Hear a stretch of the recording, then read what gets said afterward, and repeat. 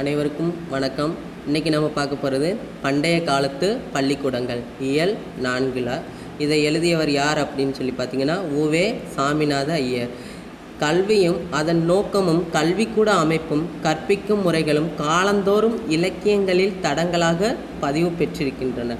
அவ்வகையில் அக்கால அறிஞர்கள் 19ஆம் நூற்றாண்டின் திண்ணை பள்ளிக்கூட விளைச்சல்கள், அதாவது பார்த்திங்கன்னா பழைய காலத்திலேருந்து இன்றைய காலகட்டம் வரை கல்வியோட அந்த பள்ளிக்கூட அமைப்பு முறைகள் பற்றி தான் இந்த லெசனில் நமக்கு உவேசா அவர்கள் குறிப்பிடுகிறார். நமக்கு பாடமாக கொடுக்கப்பட்டுள்ள இந்த பாடப்பகுதியானது உயிர் மீட்சி என்னும் தலைப்பில் தொகுக்கப்பட்ட உவேசாவின் இலக்கிய கட்டுரைகளிலிருந்து எடுத்தாளப்பட்டது. தமிழ் தாத்தா என அழைக்கப்பட்ட உவேசா இணையற்ற ஆசிரியர், புலமை பெருங்கடல், சிறந்த எழுத்தாளர், பதிப்பாசிரியர், பழந்தமிழ் இலக்கியங்களை தேடி தேடி அச்சில் பதிப்பிக்க அரும்பாடுபட்டவர். மகாமகோபாத்தியாயா, திராவிட வித்யாபூஷணம், தட்சிணாத்திய கலாநிதி உள்ளிட்ட பட்டங்களையும் பெற்றுள்ளார். கும்பகோணம் அரசு கலைக் கல்லூரியிலும் சென்னை மாநில கல்லூரியிலும் தமிழ் ஆசிரியராக பணியாற்றியுள்ளார். இவர் 1932 சென்னை பல்கலைக்கழகத்தினால் டாக்டர் பட்டம் பெற்ற பெருமைக்குரியவர். அவரது திருவுருவச் சிலையானது சென்னை மாநில கல்லூரியில் வங்கக்கடலை நோக்கி நிற்கும் வண்ணம் நிறுவப்பட்டுள்ளது. சென்னையில் திருவான்மையூரில் இவர் பெயரால் உவேசா நூலகம் அமைத்துள்ளன. இந்த நூலகத்தில் மிகப்பெரிய நூலகமாகும். இதில் எல்லா வகை நூல்களும் கிடைக்கின்றன. பார்த்திங்கன்னா காலநிலை மாறுபாடு அடைய மக்களுடைய பழக்கங்களும் மாறுதல் அடைகிறது. இதில் பார்த்திங்கன்னா இக்காலத்து பள்ளிக்கூடங்களில் இக்கால வாழ்க்கைக்கு ஏற்ற முறைகள் மேற்கொள்ளப்படுகிறது. பழைய காலத்து பாடசாலைகளில் வழங்கி வந்த முறைகளோ வேறு வகை. நம்முடைய நாட்டில் மிக பழைய காலத்தில் உபாத்தியார்னா ஆசிரியர் வீடே பள்ளிக்கூடமாக இருந்துச்சு. அதை குருகுலம் என்றும் சொல்லுவாங்க.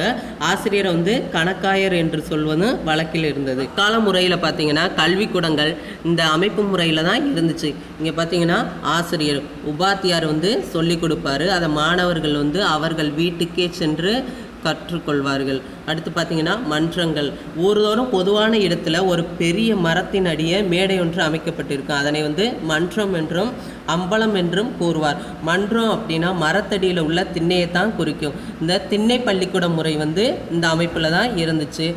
இது இயற்கையோடு இயந்த வாழ்க்கை முறையை வெளிப்படுத்தி காட்டுவது. அதாவது பார்த்திங்கன்னா மரத்தடியில் அங்கங்கே சட்டி இந்த மாதிரி எல்லாத்துலேயும் என்ன பண்ணுவாங்கன்னா செடிகள் வளர்த்து அதை தொங்க விட்டுருப்பாங்க. அங்கங்கே வச்சுருப்பாங்க. மேடையை சுற்றி வச்சுருப்பாங்க. இது ஒரு அழகான முறையில் காட்சியளிக்கும். அடுத்து பள்ளிகள்.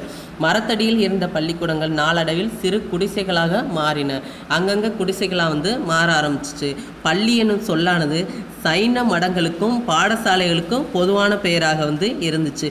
பாடசாலைகள் வேறு, மடங்கள் வேறு என்ற வேறுபாடின்றி இரண்டுமே ஒன்றாக கருதப்பட்டது. வித்யாரம்பம். இந்த வித்யாரம்பம் அப்படின்னா கல்வி தொடக்கம் எத்தனை வயசுலேருந்து ஆரம்பிக்குது அப்படின்னு சொல்லி பார்த்தீங்கன்னா தன்னோட 5ஆம் பிரயத்தில் வித்யாபியாசம் செய்யும் பொழுது, அதாவது கல்வி பயிற்சி வித்யாபியாசம்னா இந்த வித்யாபியாசம் செய்யும்போது தாய் தந்தையர் பிள்ளைகளை அழைத்து சென்று ஆசிரியர்களிடம் அடைக்கலமாக கொடுத்து வந்தார்கள். பிள்ளைகளை பள்ளிக்கூடத்தில் வைக்கும் காலம் ஒரு பெரிய விசேட நாளாக கொண்டாடப்படும். அதாவது புதுசாக 5ஆம் பிரயத்தில் ஸ்கூலில் சேர்க்கும்போது அந்த பையனோட புது ட்ரெஸ் போட்டு ஏடு கொடுத்து புக்ஸு நோட்டு எல்லாமே புதுசாக வாங்கி கொடுத்து மஞ்சள்லாம் வச்சு அவங்கள பெரிய விசேட நாளாக அந்த நாளை கொண்டாடுவாங்க.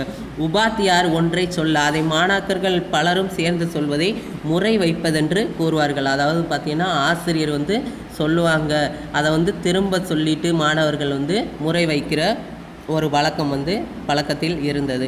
அடுத்து மையாடல். இதில் பார்த்திங்கன்னா சுவடிகளில் உள்ள எழுத்துக்கள் செவ்வனே தெரிவதற்கு நல்ல முறையில் தெரியணும் அப்படின்னு சொல்லி பார்த்திங்கன்னா சுவடியில் என்ன பண்ணுவாங்கன்னா வசம்பு, மஞ்சள், மணத்தக்காளி இலை சாறு அல்லது ஊமத்தை இலை சாறு, மாவிலை கறி, தர்ப்பை கறி, இது எல்லாத்தையும் என்ன பண்ணுவாங்கன்னா நல்லா அரைச்சி ஏடில் தேய்ச்சி அதிலிருந்து எழுத்துக்களை பார்ப்பாங்க. இது இப்படி பார்க்கையில் நம்ம கண்ணுக்கும் வந்து எந்த ஒரு கெடுதலும் இருக்காது, கண்ணுக்கு குளிர்ச்சியை தரும். இங்கே நாம் மைத்தடவி புத்தகத்தை வாசிக்க தொடங்குவதனால் இதை வந்து அசாராய பியாசம் அப்படின்னு சொல்லி சொல்லுவாங்க.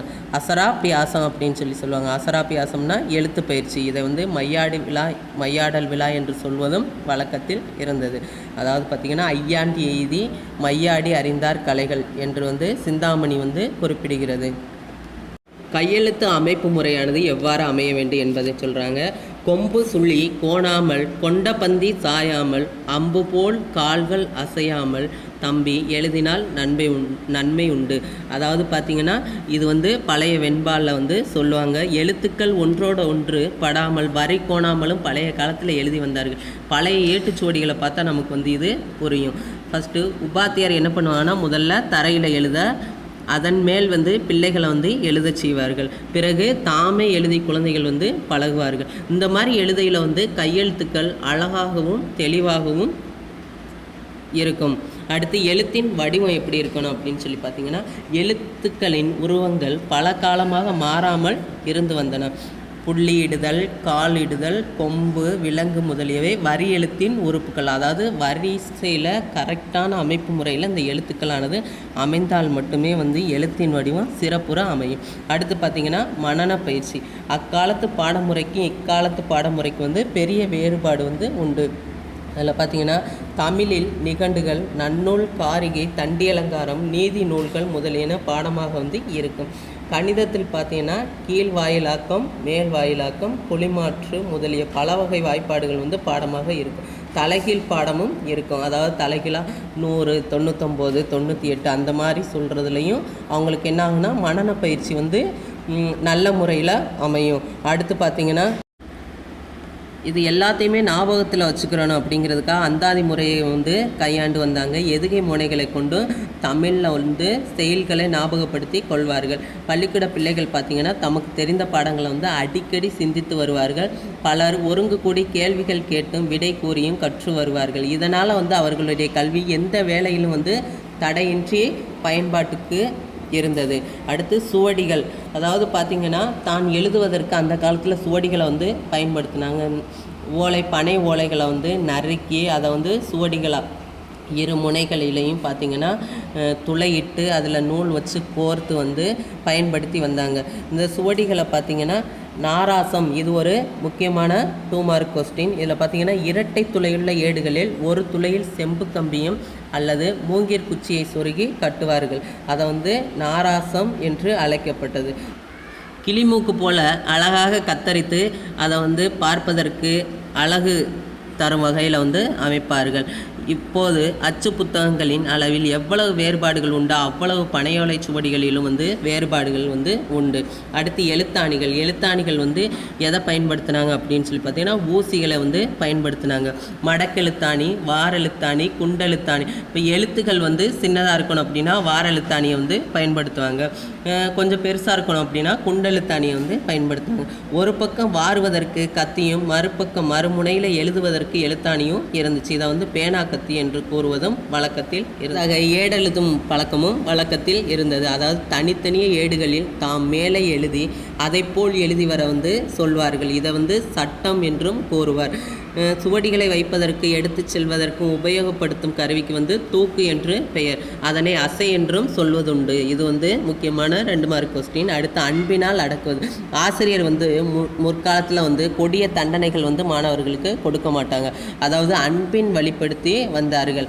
அவர்கள் பால் இருந்த மரியாதையே மாணவர்களுக்கு வந்து என்ன பண்ணுச்சு, பயத்தை வந்து உண்டாக்கியது. பிழைகளை மறந்தும் தன் தவறுகளை திருத்தியும் வந்து மாணாக்கர்கள் வந்து நல்ல முறையில் செயல்பட்டு வந்தாங்க. அடுத்து வாதம் புரிதல் அப்படிங்கிறது மிகப்பெரிய அளவில் வந்து அந்த காலத்தில் இருந்துச்சு.